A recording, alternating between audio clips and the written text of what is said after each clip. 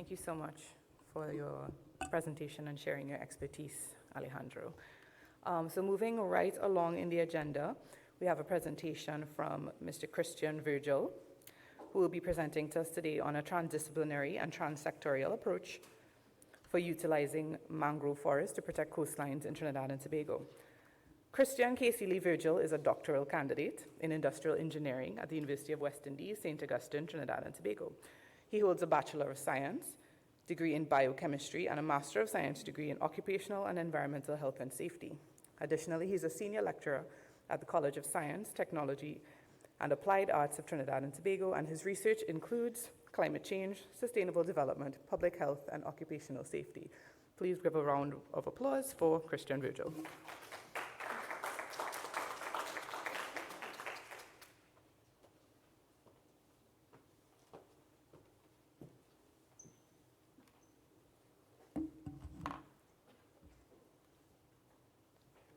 Good morning, everyone.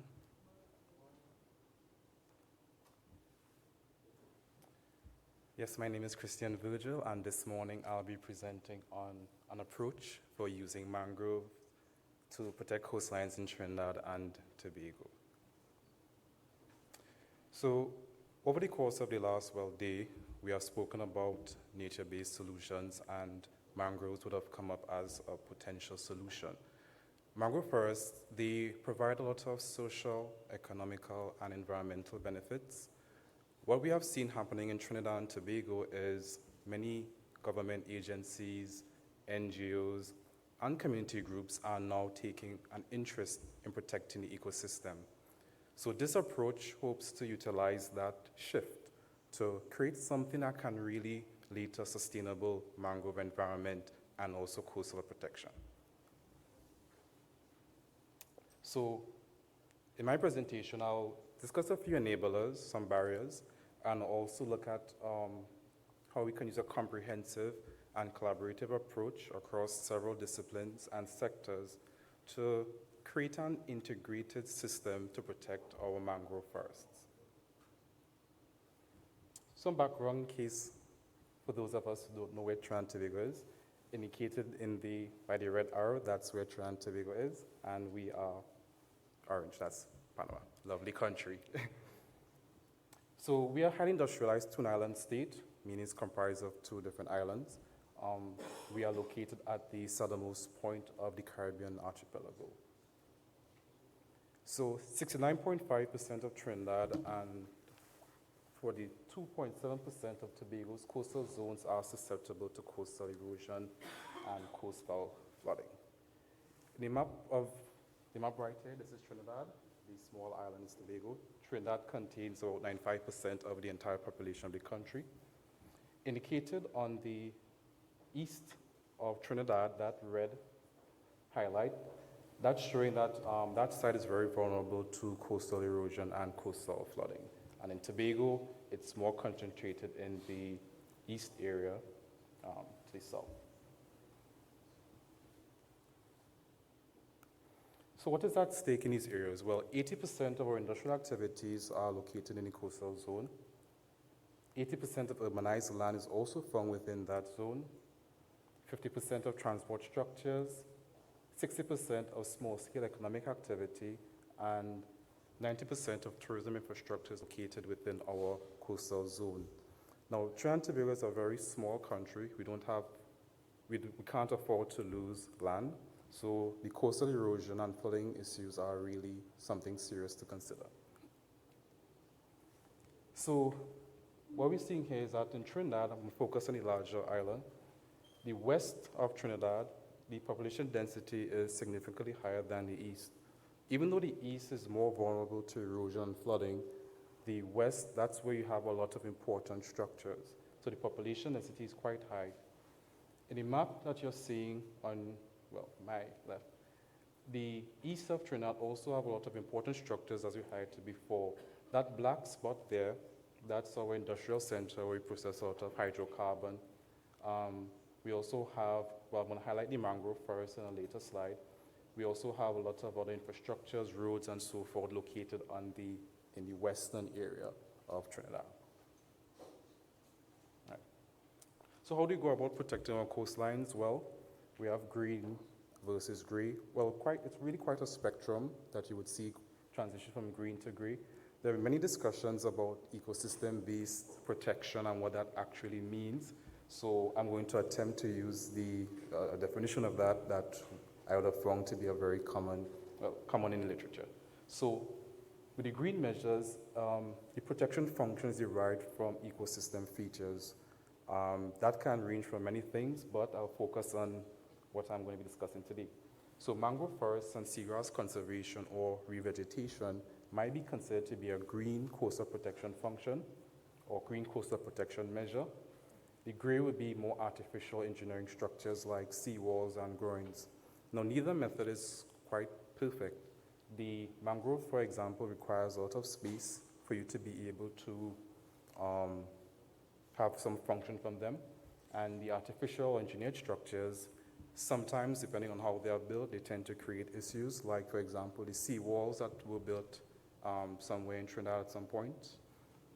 They would have created some erosion issues in neighboring beaches. All right, so see that.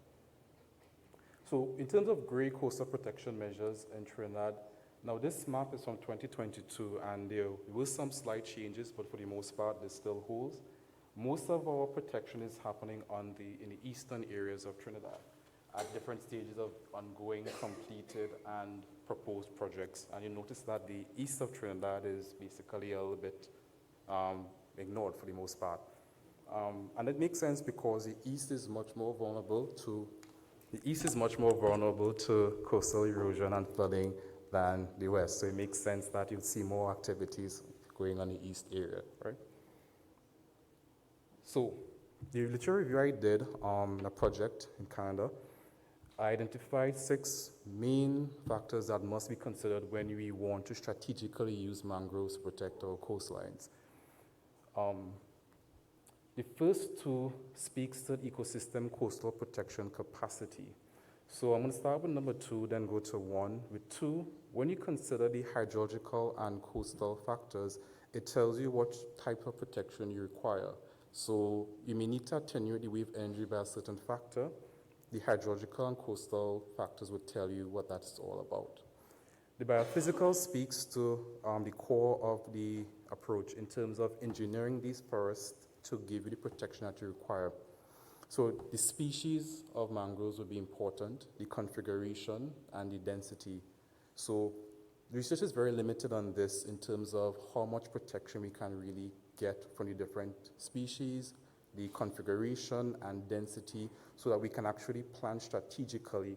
I'll show you a little bit more of what that might look like. The other factors here speaks to ecosystem protection capacity. It doesn't make sense if we engineer the ecosystem and it's not sustainable. A lot of revegetation programs fail because we don't consider other factors related to keeping the mangrove in a sustainable manner. So environmental factors are important. If the environment doesn't have the physiological resources for the mangroves to be sustained, then it's going to die. Also, if the environmental stressors are there, like pollution, the mangrove forest is going to die as well. Legislation enforcement is also important, but may not be as important as we think. The social and cultural and core benefits speaks about creating value to a wide cross-section of society. So more of society is interested in protecting the mangrove forests. So in terms of a transdisciplinary and across-the-board approach, I simplified what was a larger model into something I can speak about in a few minutes. So the engineering ecosystem with the first factor, whereby we design the mangrove forest in a way to maximize value to as wide a cross-section of society as possible, which of course focuses on the species or the types we're growing.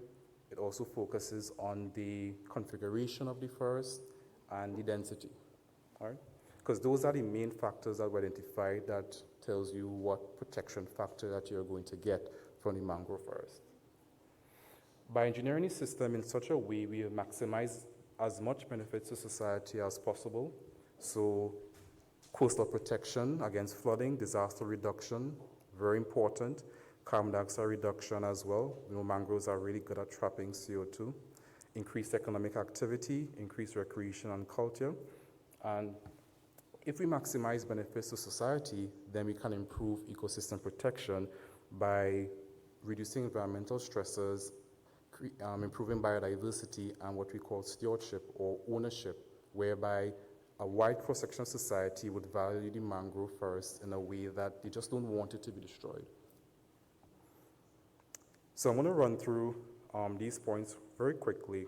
So one of the gaps that we have is understanding how the mangrove forests and the configurations create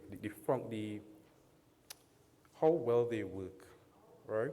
So what you're seeing in the picture on there was it's a lab setup, I believe, Cambridge. I wasn't able to attend, but I got a picture from them. So they were experimenting with different configurations of mangroves and how much protection you could get from them, meaning to what extent can they attenuate the wave energy. So they were trying to understand exactly what we can get. So one of the limitations we're seeing, which would answer my first question in terms of why you mightn't see as much green being enforced, a lot of the times we haven't, to some degree, appropriately quantified how much protection you might get from these systems. All right? So that's one limiting factor, understanding how the configurations work. Let me shift back to Trinidad for 1 minute. On the west coast of Trinidad, indicated in orange, that area, we have a mangrove forests. The purple areas, that would be our seagrass beds, which they are dying, but yes. So we have 7 types of mangroves located in Trinidad at the moment, and they all have very unique characteristics, which would be important from engineering the system, right? The first 3, the root system of these types, they provide stability, which helps the plant withstand stormy conditions. This particular type has an extensive root system that protects against coastal erosion. This type is highly resistant to environmental stressors, such as extreme temperatures. And this type has commercial value in terms of resistance to termite and decay. So the reason why I highlighted the different types is because the idea of engineering the system is to create a diverse, you vegetate or revegetate a diverse environment consisting of different types and species of mangroves to maximize it in such a way that collectively it gives you everything that you need. So in some cases, I would have seen people would have just planted back one type of mangrove, and that may not be the best thing to do if you want to create something sustainable and something as effective, because as we saw here, that there are different benefits and different strengths. Right?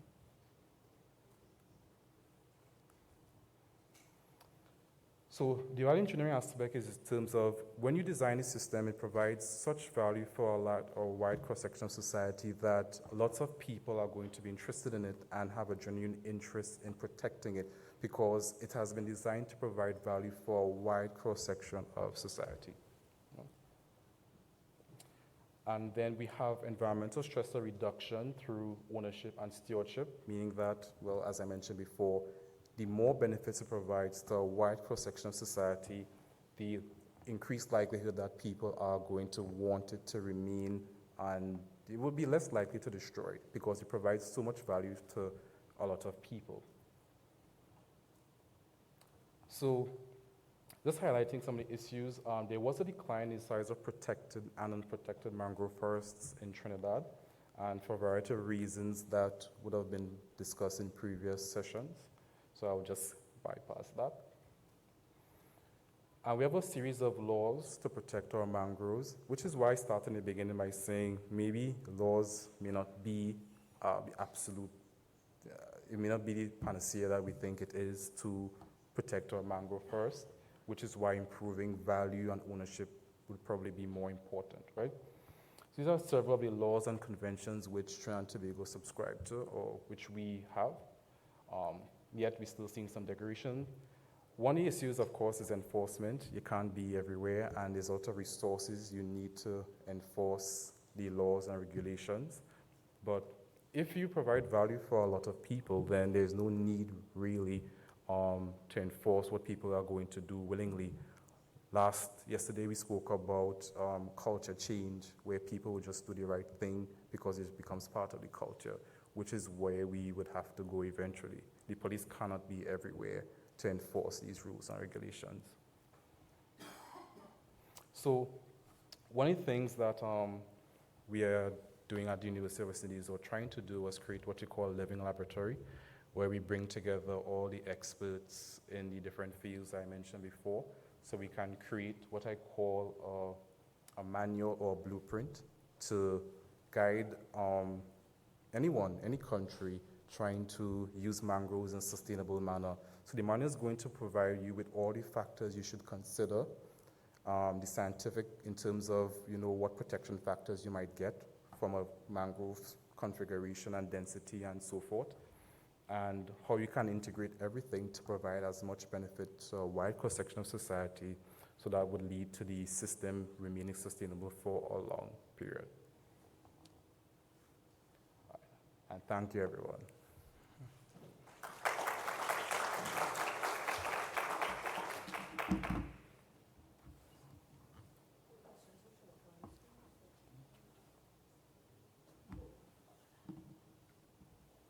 Oh, it's not. Preguntas. ¿Nada? Okay. Está bien.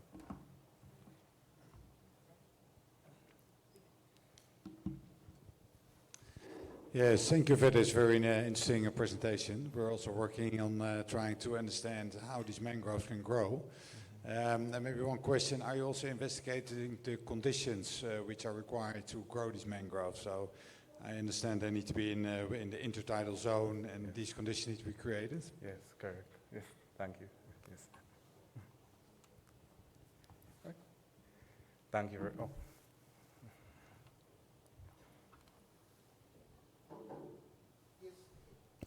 That's my question. Similar to corals, how quickly can mangrove grow? And if there is some research in biogenetics or biotechnology to improve the growth of these plants. And for instance, we know that some species of bamboo grow up to 1.2 meters per day. I mean, if somebody had tried to mix bamboo with corals, bamboo with mangrove, to have speedy solutions and quick and resistant. Right. Now, I must say I'm not familiar with the biogenetics of it in terms of the possibility of that. And different species of mangroves will grow at different rates, but for an average growth rate, I'm not quite sure. So I wouldn't want to give you a number, but I know they grow at different rates. We may not even have to go that far. All we need to really start with is understanding what we have and how it behaves at the moment, because we might understand how, let's say for example in the Bonacore Lagoon, that's the mangrove I had up there, we may understand how that behaves, but we may not understand how, if we change it a little bit or reconfigure it a little bit, if you will get more protection from that, would it attenuate wave energies better or less? So if we could get those answers first, that could be a starting point, and then we could look at certain things like, of course, the biogenetics, making the mangroves grow faster, be more resilient, so that they can remain sustainable for a while. Now, I'm familiar more with some of the seagrasses in terms of their capabilities. Like some seagrasses I know they do really, really well when carbon dioxide increases, so that as the climate changes, we expect some species of seagrasses to actually fare a little bit better. So all those are factors, and those seagrasses are good at attenuating wave energy as well. So maybe at some point in time when the biogenetics get involved, we can engineer, as in design the mangrove itself to be a little bit more resilient and give us more protection. Yeah. Another question, please.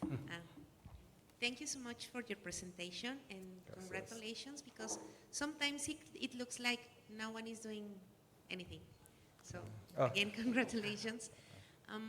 I would like to ask you, how do you think that this kind of research and these proposals can be spread across the region, because we need to improve the respect to nature, and this, I think it's an excellent option. How do you think that we can, let's say, disseminate this knowledge, and how can we make people more sensitive of the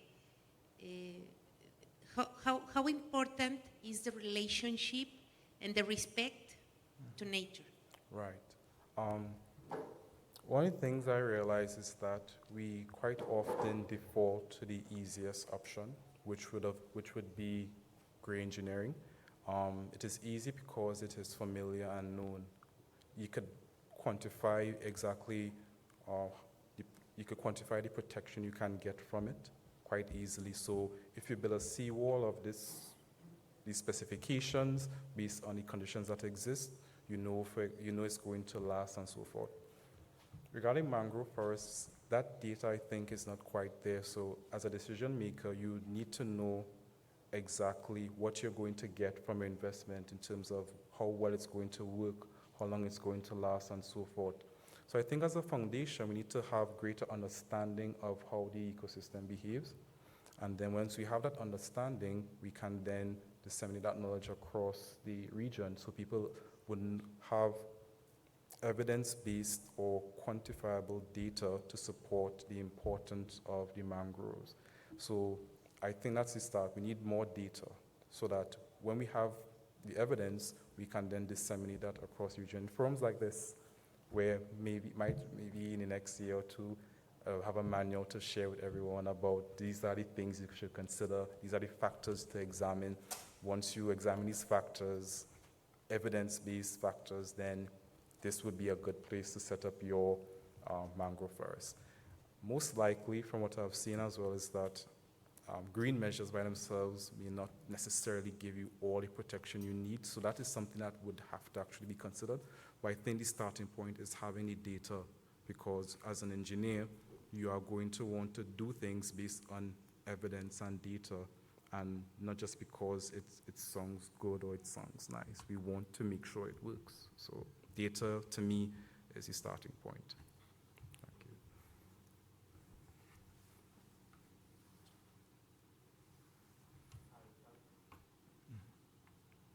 Thank you for the presentation. I think you raise a very good point regarding behavior. I think also it was addressed by Dr. Dalila, the behavior, I think we all have hope in that. What I start feeling is that there's younger and younger generations coming into decision positions, in which those younger generations seem to be changing the behaviors, Yes. I think it's not only down only to an individual. From an enterprise point of view, we've been approached a lot in terms also as an organization to reclaim areas where mangrove was present, and we've declined, even though it meant business, you decline, or you try to actually say, how can I work around this mangrove to actually give the same benefit to a community, to a client, but I think that behavioral change is happening, and the more that we actually bring these topics up, that behavior will keep on changing. I'm quite positive that that behavior will keep on improving, but we need to keep on doing this type of presentations and discussions, Thank you. Thank you. I think so as well, and I mean, from a business perspective, you said it would be great to just do it, right? But I'm sure there would be concerns. Well, it's not sustainable. If the environmental stresses are still there, you reclaim it and the behavior doesn't change, your project would probably be destroyed in a couple of years. So the behavior is very important before you even consider these measures. As I said, the police cannot be everywhere, so we need to make sure that the people and the culture is there to support the environment, reduce the stresses, and will value the mangrove forest. So yes, I agree with you 100%. Muy buenos días y muchísimas gracias por la presentación. Realmente me pareció muy interesante y especialmente en el contexto de que en el Caribe de Costa Rica se han desarrollado algunas experiencias de siembra de árboles de mangle para intentar proteger la línea de costa, pero en áreas que anteriormente no teníamos mangle. Esto generó que el proceso de erosión se llevara a las plántulas y decepcionó mucho a la comunidad. ¿Qué opina usted de estos procesos? ¿Se puede hacer reforestación de mangle en áreas donde no tenemos las condiciones, como una costa tan lineal como Costa Rica? Y el papel de la información científica para la toma de decisiones, ¿qué tan fundamental debe ser en estos procesos? Right. I think I'll start with the last part where you say how important is the scientific basis. I mean, the fact that the project wasn't successful speaks to the importance of having the scientific data before the project would have started.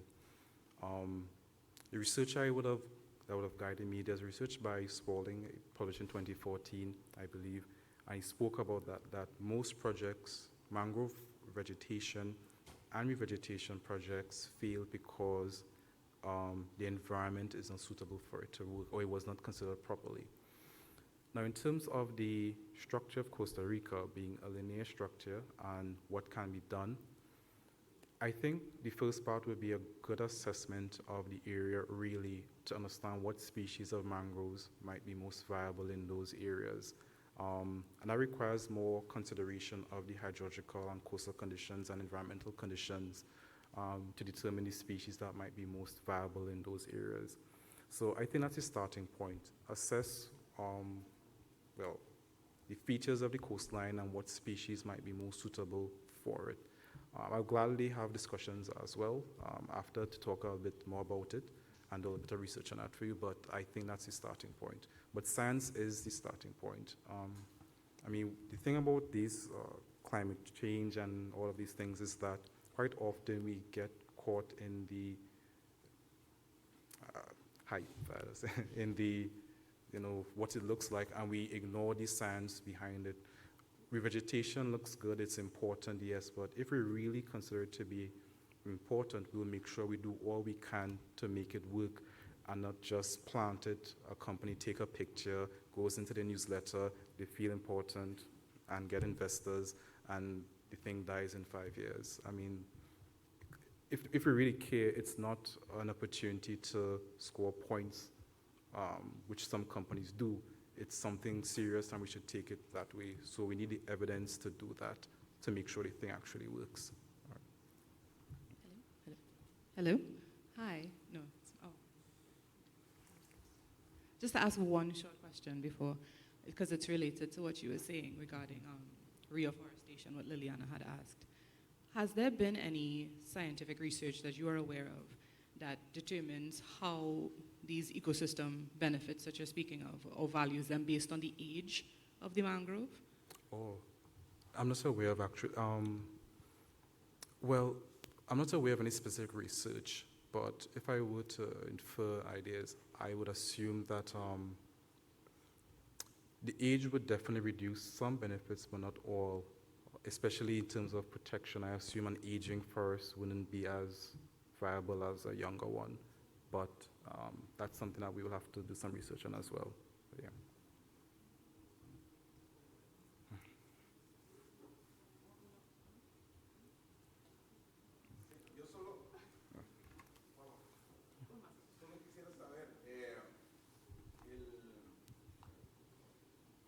Gracias. ¿Hay algún tipo de mangle que se puede dar fuera del agua? O sea, fuera del área húmeda, o siempre tiene que existir una zona húmeda para poderlo plantar? That's a good question. To be quite honest, I have researched the mangroves in Trinidad and Tobago specifically, but there are quite a lot of species. I am not going to be surprised if there are some that can grow out of that. I think so, but without evidence, I don't want to definitely say that.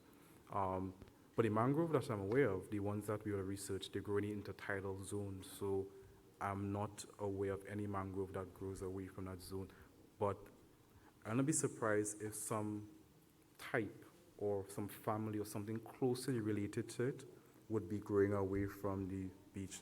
It may be so far removed from the genus or the family, it may not be that, but I wouldn't be surprised if something like that grow. But as we know it, mangroves grow in the intertidal zones. So yeah. Thank you. Very good question. Thanks.